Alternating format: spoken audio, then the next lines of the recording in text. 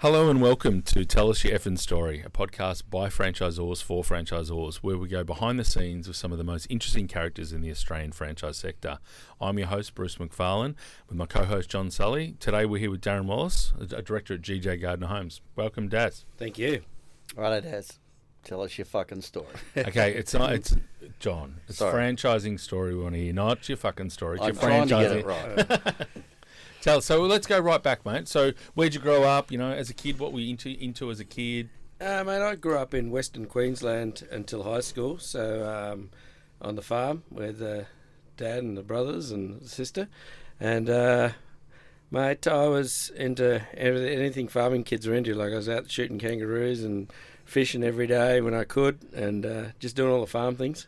How many in the family? 2 brothers and a sister. Yep. And so mum and dad both in the farm, working in the farm. Yep. What sort of farm was it? Sheep and wheat mostly, outside of Western Queensland.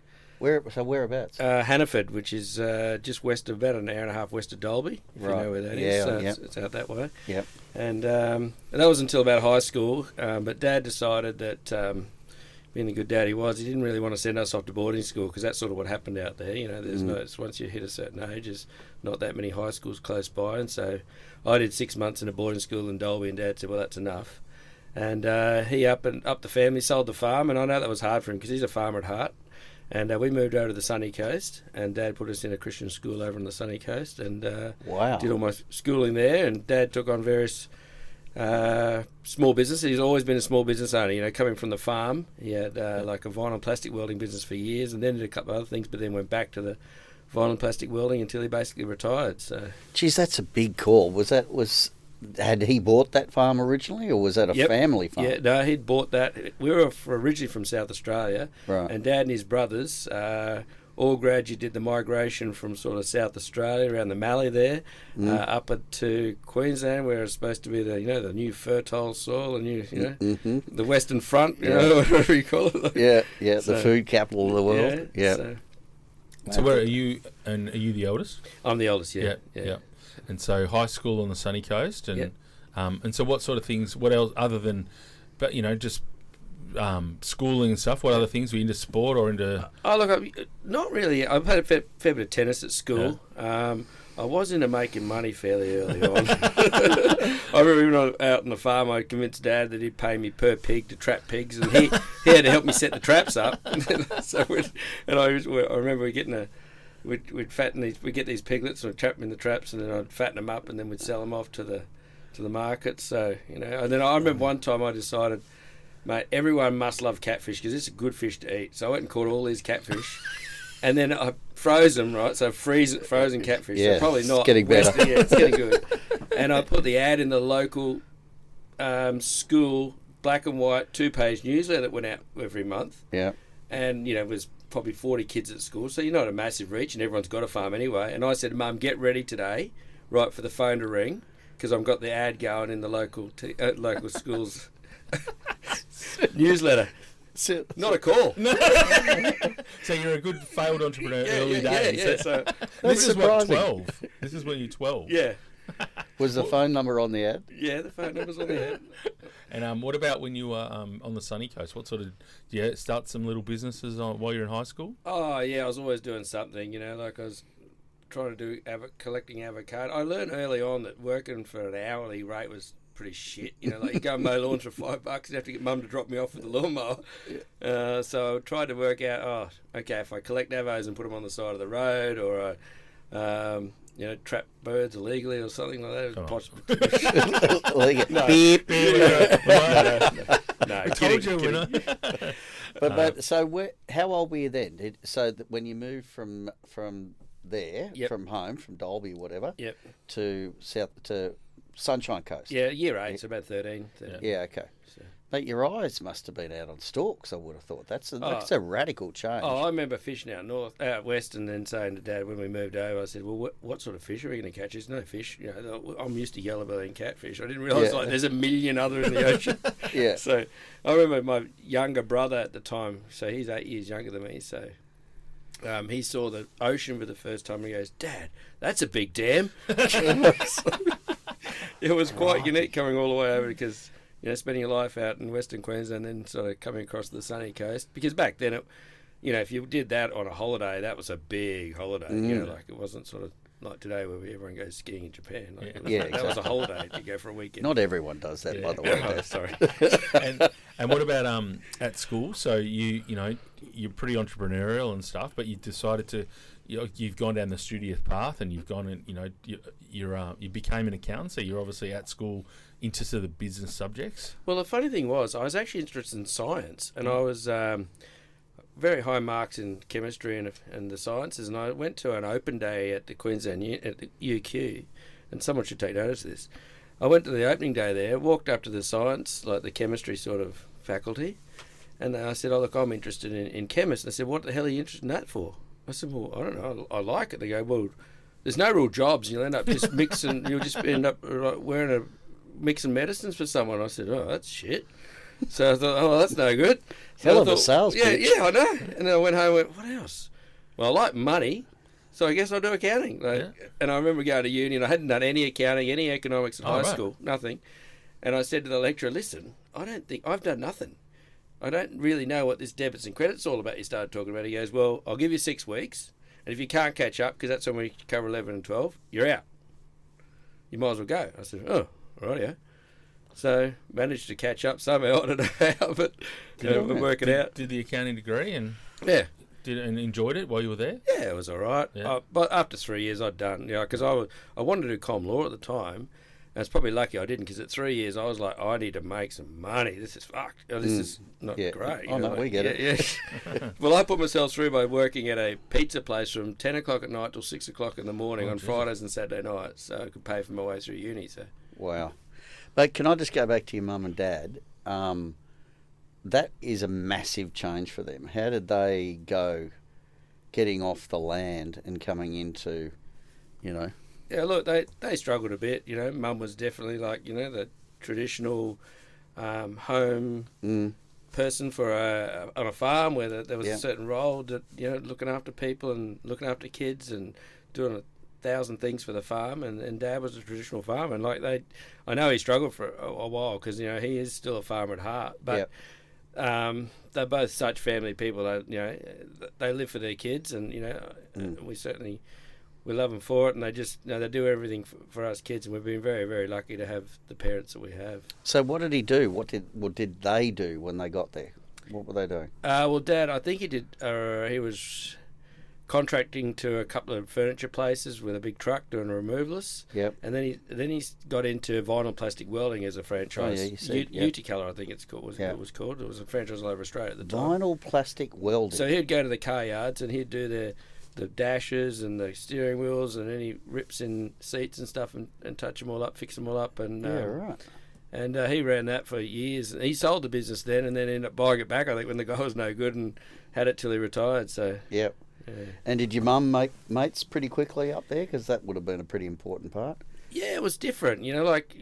Farming communities can be different to coastal communities. It's when we were close to our friends and family out there, obviously. And but look, they were involved in a local church, and I think made some pretty good friends pretty quickly, which was good. So, but I mean, it was a change. Then you think they're probably mid-40s or something when they did that. So it's well, earlier, sorry. It's a big change. Yeah, well, so if you were 12 and you're the oldest, your brother's the youngest, so he's 8 years. They've got two brothers and a sister, So. Yeah, okay. And so we'll go on the business side of things now. So you finished your degree.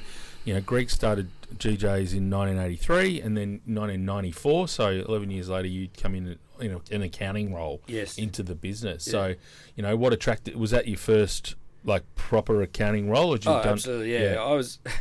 Funny thing was, I'd gotten into the habit, of playing golf when I was at uni. Fridays was always golf day, and then I was playing a fair bit of golf, and then I was teaching music on the side for cash, as well as working the pizza place. And then I realised, well, the tax office aren't watching, but no.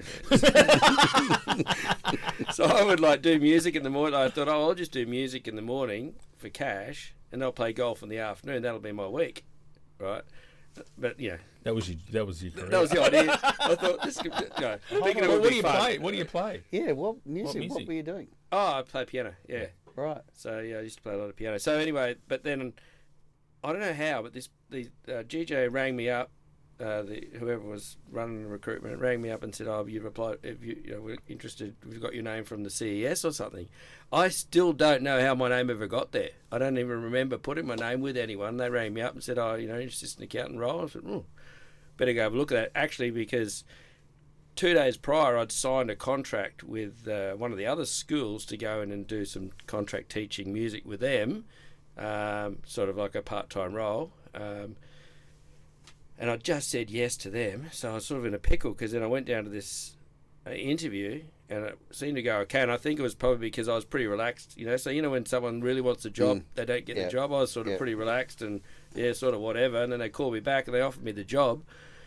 So I went to a good mate of mine and said, "Shit, I'm in a bit of a pickle here. Like I've said yes to this other mob over here," and so he said, "Mate, you've given this you've spent 3 years at uni. You've got to give this a crack." So I said, "Yeah, fair call." So I went to the school and said, "Listen, I'm really sorry, but I explained it. I've studied all this time. This year I've got a job." And he said, "Yeah." I said, "I'll work for free for 2 weeks, and I'll get there. I'll tell them I can start in 2 weeks, and I'll do a couple of weeks free for you, just so you get out of a pickle." And he said, "Oh yeah, thanks. That's fine. Yeah, no drama." So then I did a couple of weeks for those guys for free, teaching students, and then I started with GJ as the assistant accountant. So how big was GJ's? Like 11 years in.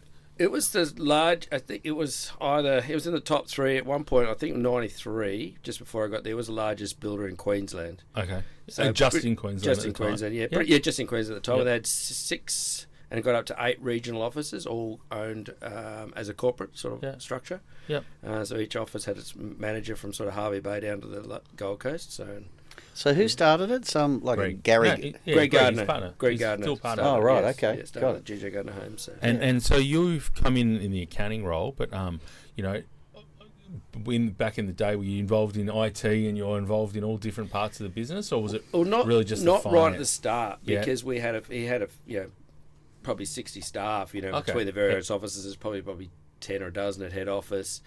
So I was strictly accounting. I was putting together overhead spreadsheets and dividing up the bloody overheads amongst the offices that all the managers used to whinge about when I'd allocate who got the allocated corporate office overheads, those sort of things.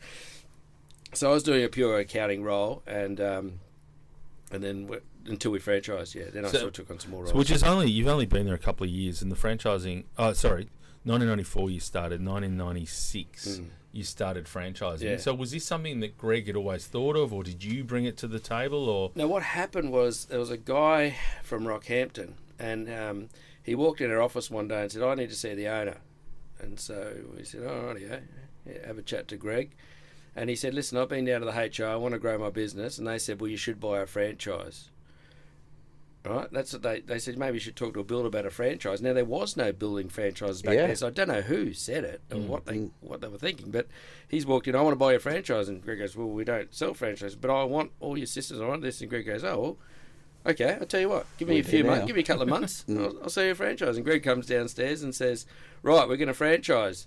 And the general manager at the time, Mr. Steve Morecambe, said, "Well, if you ever sell franchise, I want Kawana." And so Greg said, "Oh shit!" So he rang around all the managers, and all bar one said, "Yep, you want a franchise? I'll take my area."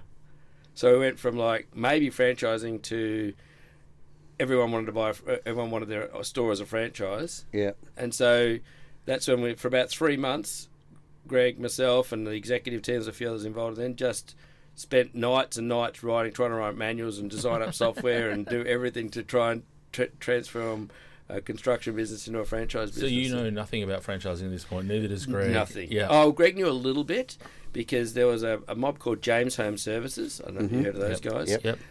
Greg, that guy was Greg's, used to wash Greg's car, and he said to Greg, "I've got this idea to franchise car washing."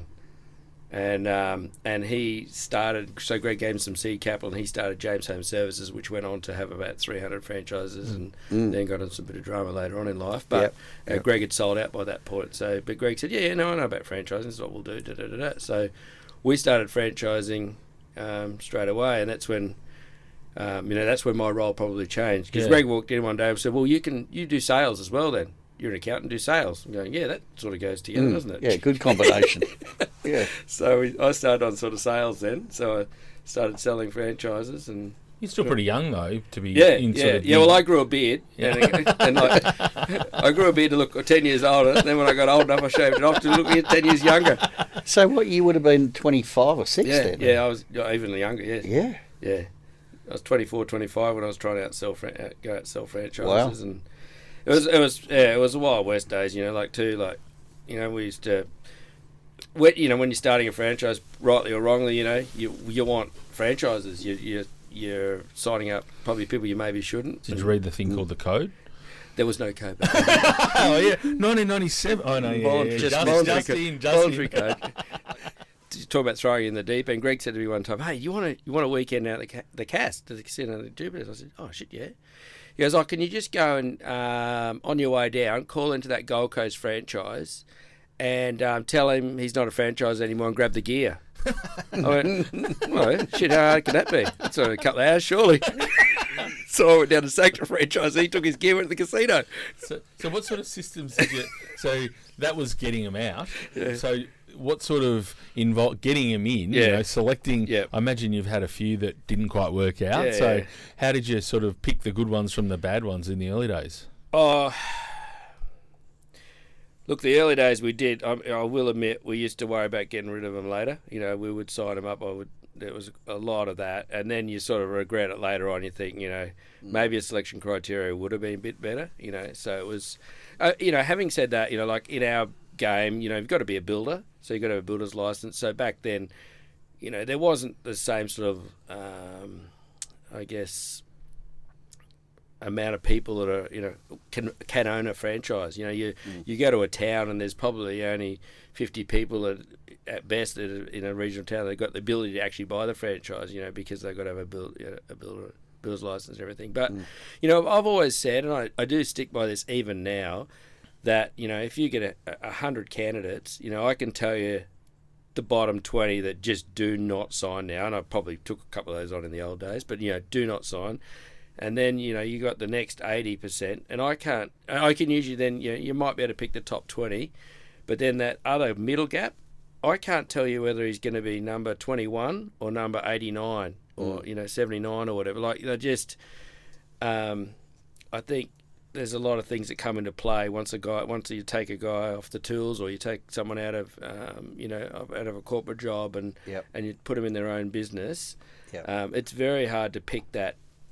And you got to take a bit of gut feeling about that. Definitely don't take on the bottom 20 now. Like you got to be, and I think our selection criteria has gotten better over the, much better over the years, and because if you see the mistakes that go on, so. But they were the days in the 90s and to an extent early 2000s where it was, if they can fog up the glass and you're in. Yeah, there was definitely a bit of that sort of stuff. I mean, we pretty quickly, though, because it's a reputation thing in the construction industry, if a builder goes broke, you got people with unfinished homes, right? So I joke about taking anyone on, right? But realistically, our other franchisees put a pretty hard word on early on. Look, if you put dickheads on, we're going to bash you, Yeah. So, I didn't like getting bashed, so, like... Not fast enough. Yeah. So, Yeah. So when it started, when the managers came, you said, right, we're franchising, managers came on, took franchises. How many what did you sort of start at, like 10 or 11?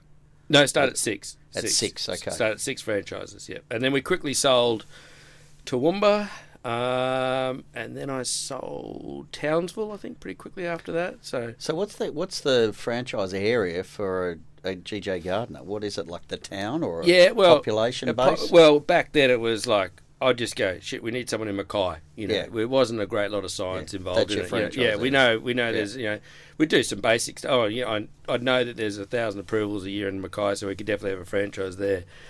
So, when you're new, I didn't even know there was such thing as complex mapping. I'd said to one of the girls in the office, shit, get me all the approvals for Queensland and just put it on a map for me. And then I just went and did it. I'd say, hey, okay, I want to target Mackay.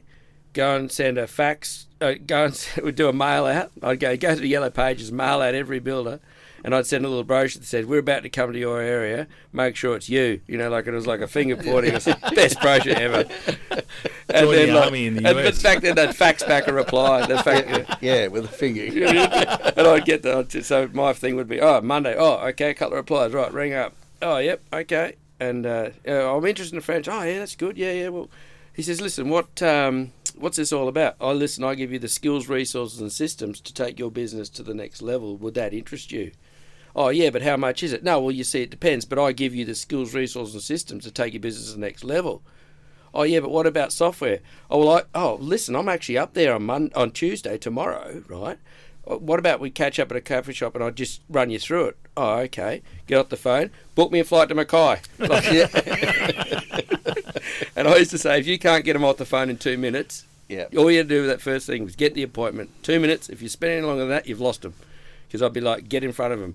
And again, there's a now, and I understand different franchises. I've been around a fair few franchise systems now where you do get a funnel of leads coming in. But back in those days, when a builder rang up, that was gold. So I would be on a plane and go and see straight him, away. So being a franchise building company and a pioneer in that area, you're building. You've got builders that are running their own business. The conversions, you've talked about the sales of the conversions, but the other thing that you had to do was build the brand. So build the GJ's brand as that's one of the primary roles of the franchisor. So how did you go around building the brand in the marketplace as one of Australia's leading builders now? Well, we're pretty lucky in that GJ's was pretty well known, got up to being the number one builder at one point in Queensland. So it was it was only Southeast Queensland, so it was very well known in Southeast Queensland. So I guess we sort of spread out, from our centric, north and south gradually, using that brand name that was already there. So, but we went to New Zealand, which we'll talk about shortly, but it was all about showing the other compartments, the other parts of the franchise. I would explain that, a franchise is 100 little things, not one big thing. It's all the little 1%ers. It's plans. We've got all our own plan designs that cost builders thousands each year. That's included. We've got plans. We've got purchasing power. We got our computer systems. We've got the manual systems. We've got the marketing. We've got the website. Back then, websites were new.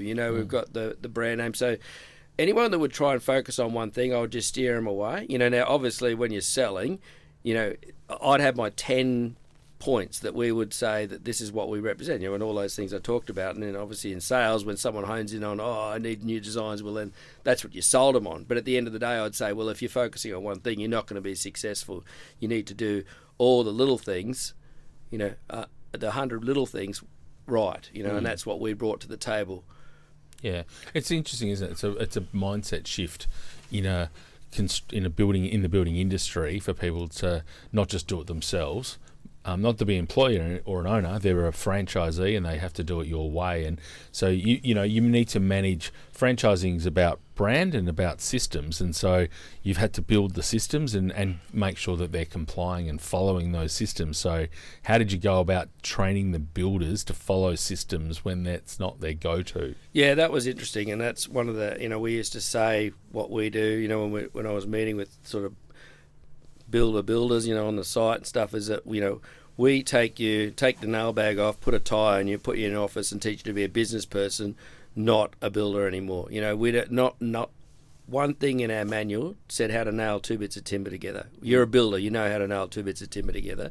We're going to teach you the business skills to run a business. So what if some people are going to be watching this, so you got to be careful about what you say. Besides his family. Yeah, besides my family. There's 3 people. But if a builder comes on, they've been cracking away for 10 years on their own, and they doing 5 homes a year, what would joining your group take them to? What sort of growth would you expect? Well, obviously, what do you put caveats on this, that this is not breaching any Exactly. HMRC bloody rules or something. Exactly. But, I would say that, if you're doing 5 homes a year, I'd want to take you to 20 or 30 homes. Yeah. And if you're doing 20 homes, I'd want to take you to 50 homes. So, if you're at a 5 home level, there's a reason why you're at 5 homes, because there's builders out there in your area doing 100, right? So there's a reason why you're doing 5, or a reason why you're not doing 100. So my job, or our job, is to get in there and find out what's missing in your business to take you to that next level. Yeah. And what? A lot of that was always around display homes, salespeople. Salespeople and builders are like two opposite the end of spectrums usually in terms of people, skills and personalities. And builders hate managing salespeople as a general rule. And so that's one thing we said. Look, this is how Greg built his business, was on salespeople and display homes, and how to know.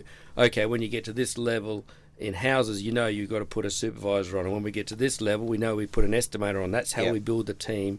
They started out early days, and it doesn't happen quite as much now, because these are a lot of the sales now are resales, so it's big businesses being sold to sort of bigger builders or people that have got some that are already established. But back then it would be a husband and wife team almost, and we'd say, right, get a salesperson and get a secretary. We'll kick you off with that, and then we'd step them through. Okay, if you sell 3 homes your first month or 3 homes your next month, well then we'll put a supervisor on, so you don't do any more supervising, and so it would be a not only just names and systems, but a growth plan of how to build that. Like you said, how to take you from 5 homes. Because again, it would be one of my, there's beginning people listening, but one of my spiels was always, my thing was like, how many homes are you building at the moment? 7. Perfect. Because what we do is we take the builder doing between 5 and 10 and help him do 15 to 50. You're doing 20. Perfect. Excellent. So when you're building your model for the GJs, you decided to go down the master franchising path. I'll get to New Zealand, but domestically in Australia, which I think at the time was pretty common because Australia's such a big place, and all of those reasons. But so talk us through why master, and then now that it's not, what's happening now with it. Yeah. Look, the reason we actually, the first master, which we'll get onto, was actually New Zealand. Oh, right. But then we came back to Australia. But the reason for master franchising was that I figured, well, okay, I can only sell, half a dozen, 4 or 5 franchises. So if I've got someone else doing that, then I can double or triple. I saw it as a method of random expansion, not random, as rapid expansion. And also back then, when we did set up those masters, there was a lot of time intensive, of being on site with the guys. Like, I remember the day when we used to set our system up, and you used to have to go in there for 3 days with CDs and things, in computers to set up their local computer thing. And you get the local computer guy in, and it was very, very intensive on the ground at those particular offices, at each individual franchise. So it was important to have that local, and still is important to have that, obviously, local. So just before we get into New Zealand, because this is the 4th time we mention it, so it better be a fucking good story. I know. You've built it up. Yeah, exactly. But where? Do you consider, is GJ Gardner Homes a volume builder or a large independent sort of boutique builder? Like, do I come to you with my design, or do you have a suite of standard designs?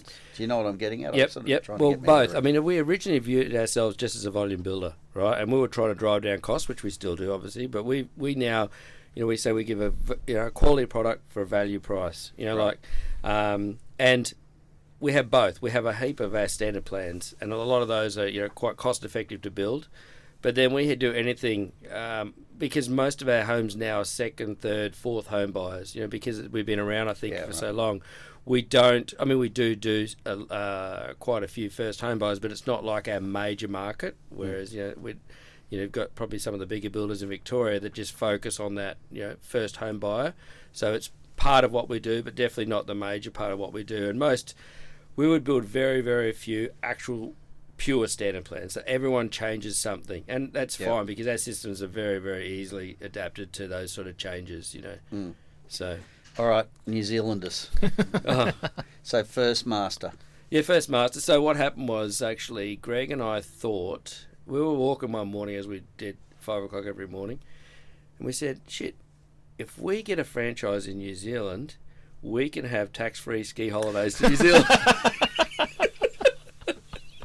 There's always a cunning brilliance. plan. There's a cunning plan. plan. So we thought that's a good idea. So we put an ad in the Herald, like the New Zealand Herald at the time. Like this little ad. We said, look, if we can get a franchise over there, it'll be gold. We got inundated with inquiry. I don't know, because we're trying to work it out later. It was because I think partly, like, obviously Kiwis, a lot of Kiwis come to Australia, but also Greg used to advertise over there for trades when trades were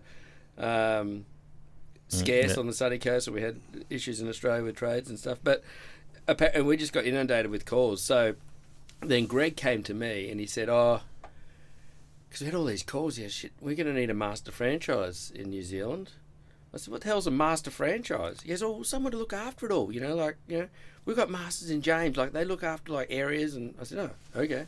And what does that mean? And he goes, so I said, what? So it's just like us? He goes, yeah, it's just like us. Someone that does it, and they just pay us a small royalty, and they look after it. I said, oh shit, okay.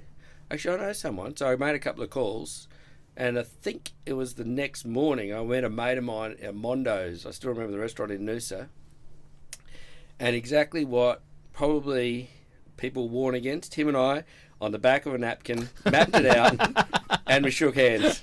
And he bought the master franchise in New Zealand with a couple of mates.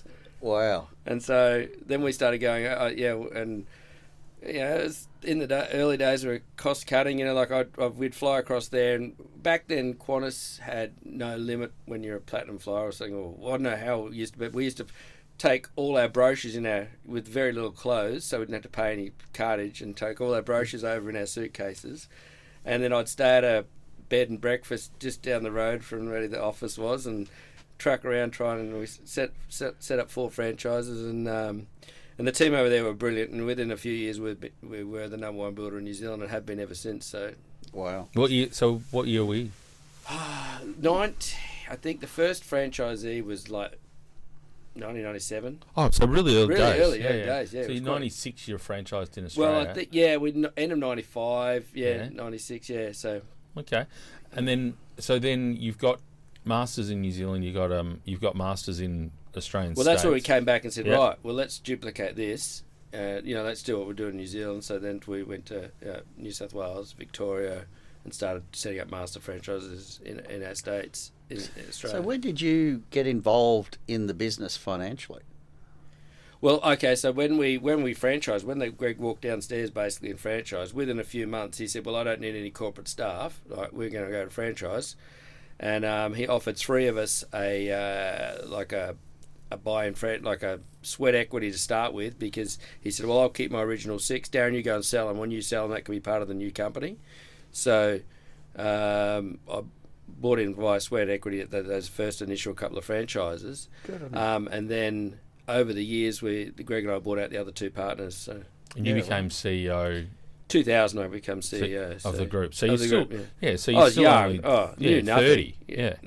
26. 28. Yeah. So the the next big thing is the US. So not many Australian systems. Lots have looked at it. Yeah. Not many Australian franchise systems have, gone to the home of franchising and actually succeeded and got a footprint over there. Yeah. So tell us about the going to the America story, and how did you take the business over there? Yeah, well, look, Greg had always taught me that the hardest step is always like making the decision and getting on the plane. So we just decided that, well, we had a go at it in 2002. Him and I went over to do a recce for a couple of weeks and have a look around and see where it might be good, because we'd always said, like, it's 10 times the market of Australia. If we can get like a fraction of the market, then it's obviously really good. And so we did a recce over there, and then we had a drama with the franchise, so we came back and had to sort that out for a few months. And then, because it was him and I, it just wasn't enough resources to stretch that, so and then having did that out, that's when a few of the, and I'll just deviate if you don't mind, just one sec, like talking about who you listen to in your group and who you listen to as franchisors, because I remember then everyone was saying, and particularly the New Zealand Master, where we'd been successful, they all said, what the hell are you going to America for? But if I take it back a few steps, when we were operating in Queensland and said we're going to operate in New Zealand, all the franchisees said, what are you doing? You've got to get it perfect here first.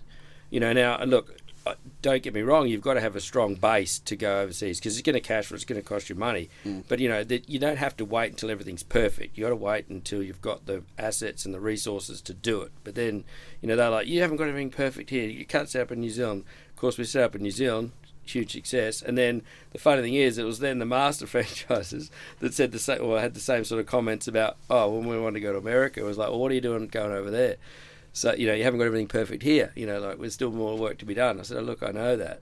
So it's careful. Obviously, you've got to listen to advisors and people that you respect, but, just be careful that, you don't listen to all the naysayers as well. It's pretty easy to not do things. Yeah, To actually be entrepreneurial, you're the finance guy, so you've got a pretty good understanding of the numbers for the business. You're not, so you've gone... So you checked it out? Yeah, so 2006 was like, okay, I'm doing it this time. And I said to Greg, listen, I need a bit of a hand, because he'd sort of retired when I became CEO. Oh, right, pretty much, he's built a boat and stuff. And so he said, I said, look, can you come back and give us a hand for a couple of years? Because we're going to go to America and might need some, we need a couple of resources and get some things going. And we'll have to sell the Queensland Master, because we were running that still as a company. Yeah. We were effectively the master franchise for Queensland, because I said, if I'm going to live in America, we can't be... But let's go back to that decision. So you've got how many kids at this stage? The first time I only had 2 kids. Yep. And they were like, 3 and 4 or whatever. Yep. So that's a big decision to say, I'm going to pack the 2 little kids and wife and go and move to the States. So well, to be really committing, you're doubling down on this opportunity. Yeah, and the thing... probably one of my traits, and is I didn't really think that much about it. I thought, that's how hard can it be, so I just sort of lobbed in there on a plane with a suitcase and a mate that I'd it wasn't even a mate, he was like a friend of a friend who was helping out with the master, and he was said, I'll pick you up at the airport. Never met him before, so he picked me up and he goes, by the way, what do you look like? There's a franchise a business convention in Anaheim this weekend, so we'll just go there first. Oh, okay. He goes, I bought a hotel, so I've we just flown from Australia, so the kids and the wife were at the hotel. Next day, I'm at the business expo. It was a total failure. It was just rubbish, one of those rubbish ones. It was no good anyway. But then, I went down to, I don't even remember how I got that apartment, but I got an apartment down in La Jolla there in California. And back then it was like, again, I told Greg, I can do this. So it was me and the master that I'd sold it to. He was still living in Australia, and that was his business partner over there. But he was a bit useless. He was a nice bloke, but didn't really get out of bed too often. So I'd be wanting to do mail outs, and I'd never do these mail outs. So I ended up doing them all myself, sitting there licking stamps for 1,000 letters to go to Central California or something. So I just did, set up went and found printers, all the basic stuff, So, and I think in the first 6 months, I think I sold 4. In California. But of course I sold them a million miles from where I was living, didn't I? Up in the valley. So I'd have to take the 5 from the La Jolla up to Visalia or up that way. Yeah. It'd take me 5 hours to drive. Right, so nice I'd get long drive. And if you hit traffic on the 5 in LA, you were screwed. So I used to drive up there on a Monday often and leave the kids and wife and head up there and spend a few days up there, then come back But so I did that. We set the 4 up, and then I sort of left it to the other guy. By that time, Greg Detweiler, one of our the master franchises, was back in America. So he started to. They took it on. They took it back and not took it back, but they ran with it from there. And then I moved to Colorado because the son-in-law of one of our franchisees in Australia.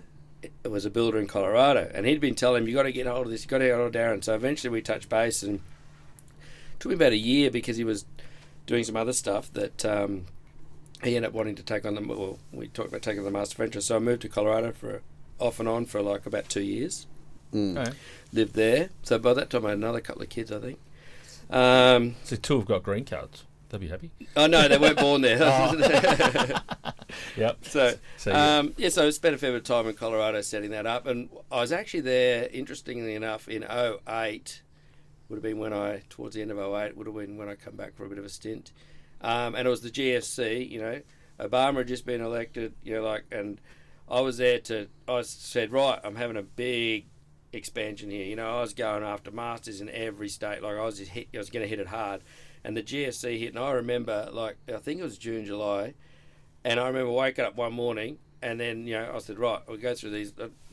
Stock markets crash, whatever. We'll get on with business. And then I started ringing, and I couldn't get anyone to return phone calls. Like, it was like everything, like Be different than it was. Going to hell in a handbasket. Like, it was crazy over there at that time, like in the GFC, and like things went bad really quickly. Yeah. And that's when I said, rightio. I rang Greg. I said, I don't think there's going to be too much expansion, but I'm going to just stay here to support the team because I can see they're going to be hurting pretty bad, pretty quick. So I stayed on just to support the team there for a while. How many states were you in? At that point, we were in Colorado, California. Just those two states, actually. Yes, it was after that we started Texas and stuff. Yeah, you got a few. You ended up with what's the most you've had in the state? Oh, around 30. 30 states. Oh, no, sorry. 30 franchises. Yeah. So, yeah. And then you went to other countries after that? Yes. Now, if you want to talk about failure, that's probably a good place to start. Can I, just before we get onto the failures, can I just say, have you noticed there's a trend around where they're opening franchises? All like good skiing. Yeah. Why the fuck would you go to Colorado? It's beautiful in Colorado. And he makes himself out to be a hero to say, look, I'm going to stick around for a while just to make sure they're okay. You, my friend, are full of shit. Skiing's not that great in Texas, though. So you did live in Texas? No. Really? How surprising. Good fishing down there, though. Okay. So we've, I know a couple of these stories, but there's a couple of countries that so did you just get the spin the globe and start throwing darts at countries, or? It was more people coming to me, I think. It was like back then, Here we go. It'll be France. Switzerland. No. Not quite as exotic. It was more through, because we're building this large network, and it was, franchisees were doing really well. Masters were doing, it was a very successful. You get a lot of people saying, well, what about this? What about that? I've got a friend here, or I've got a cousin there, or I've got an uncle there. So, I think first was South Africa. So we said, I had a friend that was a ex-partner, as in business partner of a franchise in New Zealand that was going back to South Africa, and said, how about I take the master franchise on over there? And so we thought, again, back towards probably those earlier conversations Bruce and I've had over the years where, you would take on, take people by their word and like, it should be good, and you just go and do it. You'd have a crack, so to speak, If the person was a good person, well, let's have a crack, And I had 4 offices in South Africa. So this is at the same time we're setting America up. So I was sort of flicking between the two a little bit. So I think we set 4 up in South Africa, around Pretoria, Modderfontein, which is near Johannesburg, 4 ways there, and then down at St. Francis Bay, I had one, and then over in Shlomo Rocks near Durban there. So we had a bit of a scattering around. And look, it started to go okay, but then some holes sort of appeared, and South Africa became a little bit of a difficult place to do business, and we struggled to get money out of South Africa. Half the time it was, and we went through a couple of masters. One, the original guy had another partner in, and they got bought out by another partner. And next thing you know, I was in cahoots with a big real estate mob. And I went over and we did he goes, we're going to do this. We're going to do this big conference, a big sales event, right? We're going to invite all the builders, from around the area. I said, rightio, that sounds pretty good. He goes, you're going to bring some people over to do some demos and do some talks. Yep, rightio. So I brought some mates over, and I would do the bit of the system talk, bit of this too. And then the guy in the South African helps up at the end. He goes, now for the first 200 people that sign up, then he started to give away stuff, and I'm going, 200? Like, like they were like thinking this greedy. Oh, it was crazy. But anyway, I don't think any signed up then that night. But anyway, they had a bit of a different sort of slant on sales. But look, it became hard, and we struggled to get money out of South Africa in terms of both the government, and then the new master would blame the government, and then I'd find it, or the bank, and then it was like just. It really wasn't working, and at the same time, I decided Well, another friend of mine had a house in Germany and decided, oh, well, why don't we get set up in Germany? And I says, oh, sounds fine, good idea. And I mistakenly took some money off of family and friends to set that up, so I'll fund the master, and so I got some family and friends to put some money in. Not a fantastic idea. Anyway, so started set up in Germany, but then that was really hard too, because I had to go over and do the sales, right? And so I would go over and I'd have an interpreter. Now, have you tried to do jokes to a German? I can say this because my wife's German. Okay? Sometimes it doesn't really work. And the other thing is, when it's through an interpreter, it's zero chance of these jokes working. Put more emphasis on the word. So you're not that funny anymore. No, I've got all my jokes down pat. You know, when I read through that presentation, I'm waiting for the ka-ching, like just nothing. And but anyway, we sold a franchise to a bricklayer over there, but he didn't speak any English, so we had to have an interpreter when we tried to train him, and that didn't really work either. And then. So this is all going on at the sort of same time. You know, I've got America happening. I'm flying here. I'm flying there. I remember the first time that I said I'm going to stop. It was actually after I'd come back from America. And I think I was living in Australia. I had to fly to America for something. And then I came home. I had to fly to Europe. I had to fly to Germany. But I was in the air longer because I said, I've only got a couple of days. I said, took me 48 hours to fly, and I was there for 36 hours. And when I landed, they said, we've got presentations for you. I said, can someone iron my effing shirt before I get to a presentation? So I was like cooked, just tired. So then I remember flying back to Sydney, and then someone said, oh, you need to get to South Africa. So I landed back in, and someone sent me to South Africa. And at that point, I woke up. You know when you wake up in a bed and you go, where am I? Where am I, yeah. It lasted like 10, 15 seconds. Mm-hmm. 2 minutes. Really? Right? And I went, okay, enough's enough. 2 minutes is too long to wonder where you are. Which country? And then I actually went home and I said, no more.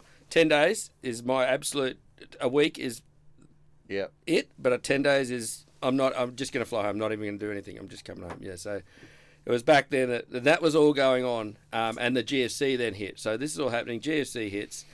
And I woke up one morning and went, you know what? I'm being stupid here, right?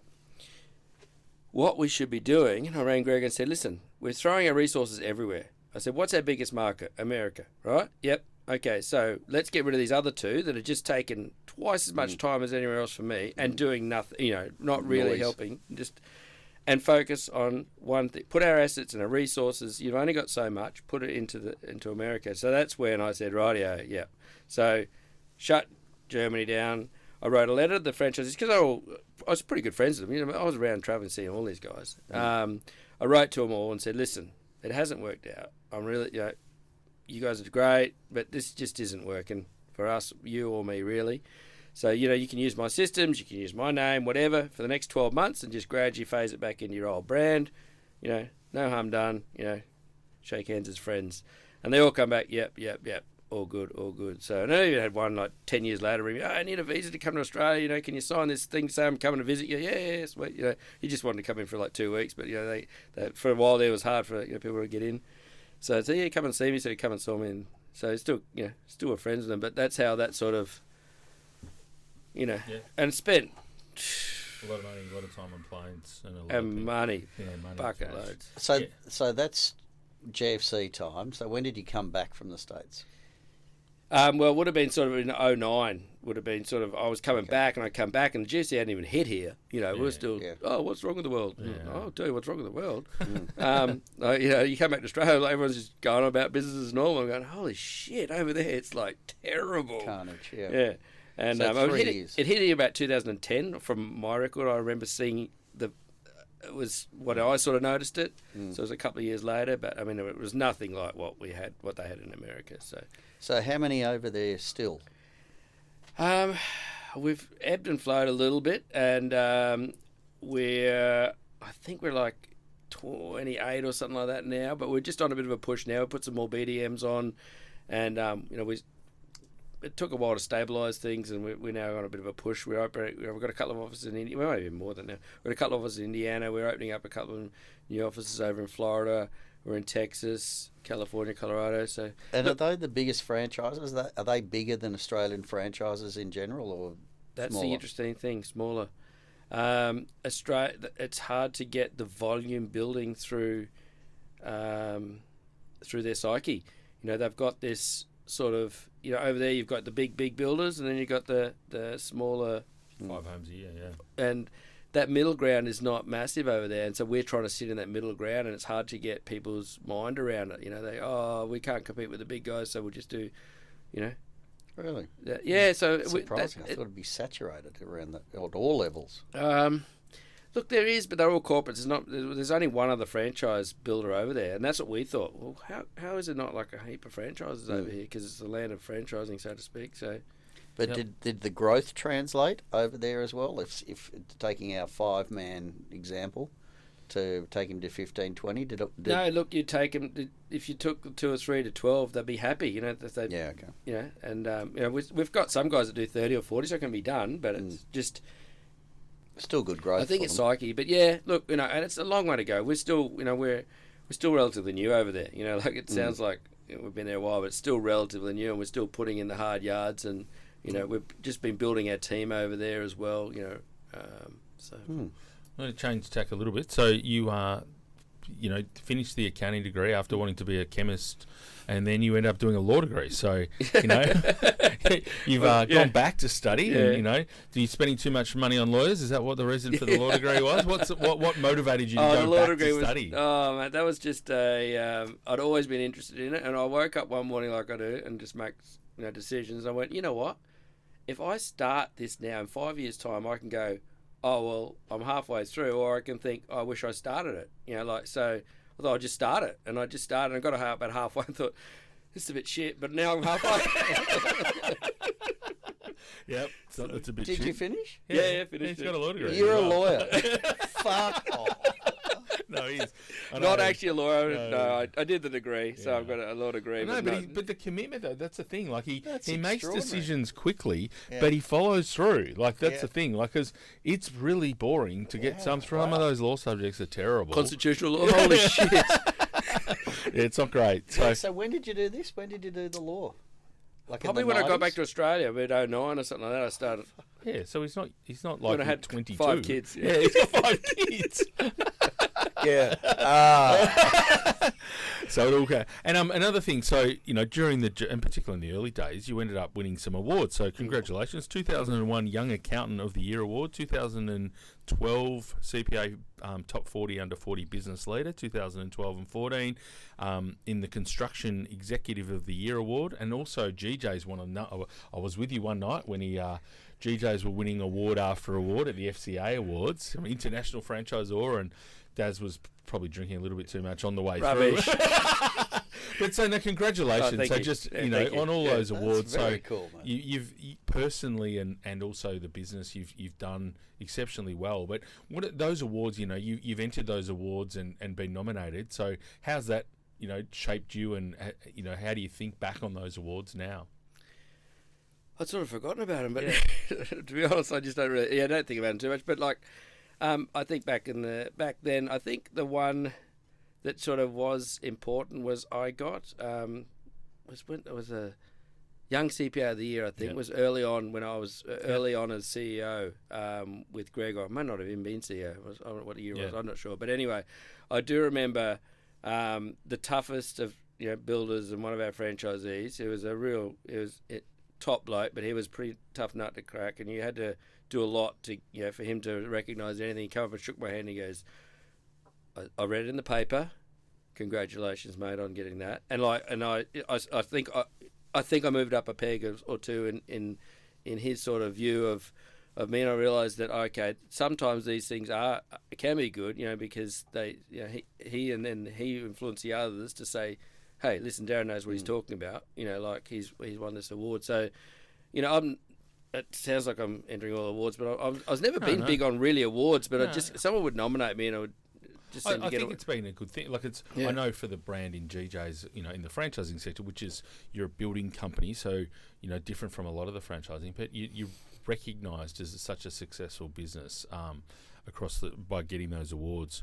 The other thing that you did is during this time is, went into other businesses. So both in the building and construction industry with your brother in Smith and Sons, you've got Total Fit Outs, you've got Goodbean, which is into hospo.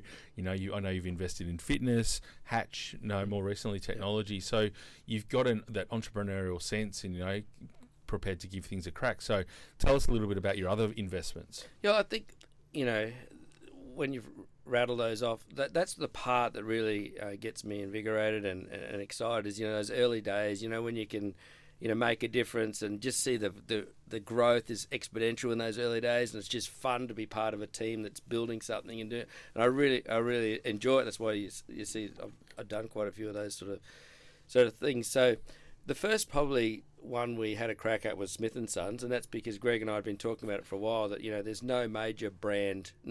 If you think about a new home builder, everyone can rattle off 4 or 5 major home builders. If you talk about renovations and extensions or something, it's just the local builder. Yep. So that's why that sort of come about. And it was around that time then that I started to, I had a good team at corporate office, which is obviously important. And I started to release a little bit of my time to do some of these other ventures. So, it's invigorating. It's just exciting to be a part of those, and over the years, just sort of help other businesses to franchise. I used to try and get involved in everything, but I've realised that if it's probably my forte is obviously franchising and or construction. So if it's in those and if it's in both of those, well, even better. Where I see most of my interest. I'm involved in a couple of angel groups as well, and as you mentioned before, Hatch is exciting new venture that I'm really pleased to be a part of too. So just drinking coffee rather than running coffee shops. Yeah. yes. That was good. And I know you've only touched on it once or twice, but you're probably more. I used to go up to the Sunshine Coast and work out of Darren's office, and I thought, there'd be building staff. They had all these different building companies. It was just fish. It was all about fishing. So there was fishing rods, there was pictures of fish, there was boats, there was everything like that. So your true passion besides skiing is fishing. Tell us about the story of how you got your own fishing show. Okay, so I've been fishing for most of my life, just as a kid, and just grew up catching fish and having fun. And I ended up going on, as we started to do well, I used to go on some extended fishing trips, a couple of times a year, and then it was for my, I'm going to show my age here, my 40th birthday. One of my mates was involved in production of TV shows and stuff, and for my 40th, he got a couple of my kids, and he got a heap of old video footage of just rubbish and fish that we'd done, and just pictures, just stuff randomly from fishing trips. And he put together a show that said, Got a Fish with Daz, it was called to start with, and it was a half-hour show that he put together on a DVD, and that was his present to me for my 40th. I went, that's so cool. I said, next fishing trip, you're coming to film. So he started tagging along, and we said, what are we going to do? He goes, mate, we'll just make...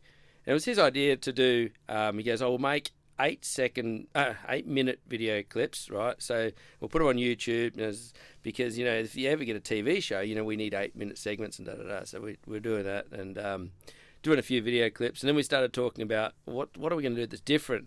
And someone come up with the sort of the project style sort of fishing show where we just sit behind a desk, we go away fishing, we come back and we talk, because all other fishing shows are sort of on site, out there. So we never used to do any talking on site, or very, very little. We'd go fishing, come back, and we'd sit behind this desk, and there was a big stainless steel GT giant trevally that I'd bought again on an impulse at some point. Someone made it for me. Very bloody expensive. And then and we're on this fishing. So anyway, we've done that. We're on YouTube, and I'm on this trip up in the Northern Territory somewhere. And anyway, we're on this boat, and a bloke says, because we'd go on with, there was maybe 6 of us, there might have been 3 or 4 other people on this charter. It was like a 7-day charter, so we were with them for a while. And he said, what do you got a cameraman for? I said, we just do a bit of a fun show and stuff. He goes, I'll watch all the fishing shows. I will have seen it. I said, no, you won't have seen it, mate. He goes, yeah, no. I said, no, it's just on YouTube. He goes, okay. Show us some of your shows. So on the night time, they were playing these things. And then at the end of the trip, he says, hey, mate, do you mind if I show your video clips to a couple of mates of mine? I said, oh, yeah, no, sweet as. And he goes, Later on, I found out, you know who his two mates are? The production manager and the assistant production manager of Channel 7 and 7 Mate. So we get a call up. I get a call from Channel 7, and we get an email. And I thought someone was taking the piss because it said, come down to Sydney, and come and tell us about your fishing show. And so I rang out the production. I go, you put me that. What's this all about? He goes, no, it's not me. It looks legit. So we rang him up. It seemed to be legit. So stuff it. Let's go down to Sydney. So we go down to Sydney and go into the office. And his name was Billy Betts, was the production manager or something like that in 7 Mate at the time. And he said, look, tell me about the show. And we're sort of talking about it. And we took down a bit of merchandise, a bit of stuff that we'd made up and whatever. And he said, how quickly can you have a prototype to it? Like what do you call it? Pilot to us. And I said, I don't know. Looked at Mark. He goes, a couple of weeks. Right, yeah. And we're sort of talking around in circles, and I'm not used to that. And I said, dude, look, I've never done any of this before, so I don't, I'm just, don't take me the wrong way. I'm just a talent, baby. If we're going to do something, what are we going to do to sort of talk about where we go from here? And he goes, well, how quickly can you have, like, a series? I said, I don't know. Looked at Mark, and he goes, yeah, well, look, the boss said we need another fishing show, so, yeah, you guys want to prepare, you're on. We walked downstairs, and we looked at his, did we just sign with Channel 7?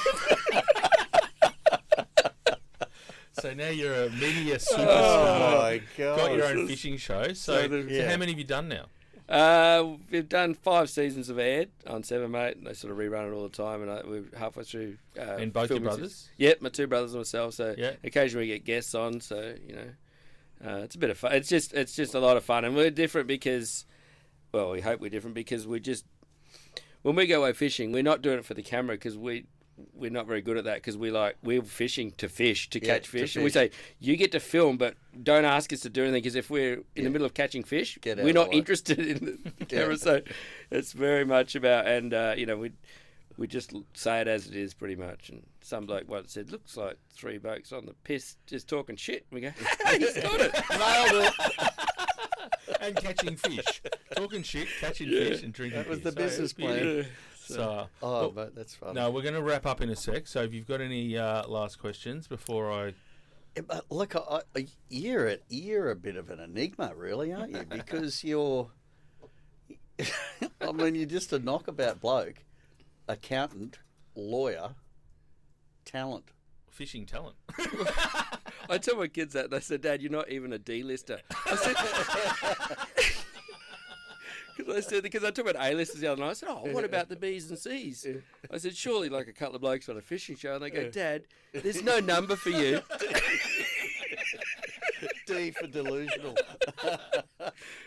Mate, but so what's next? What do you want to do for the rest of your life? What's the plan? That's a big question. It is. But I mean, those life stories you like. I know, but you've done so much. Obviously, you've got, as Bruce said, you're obviously driven, and you finish shit that you start.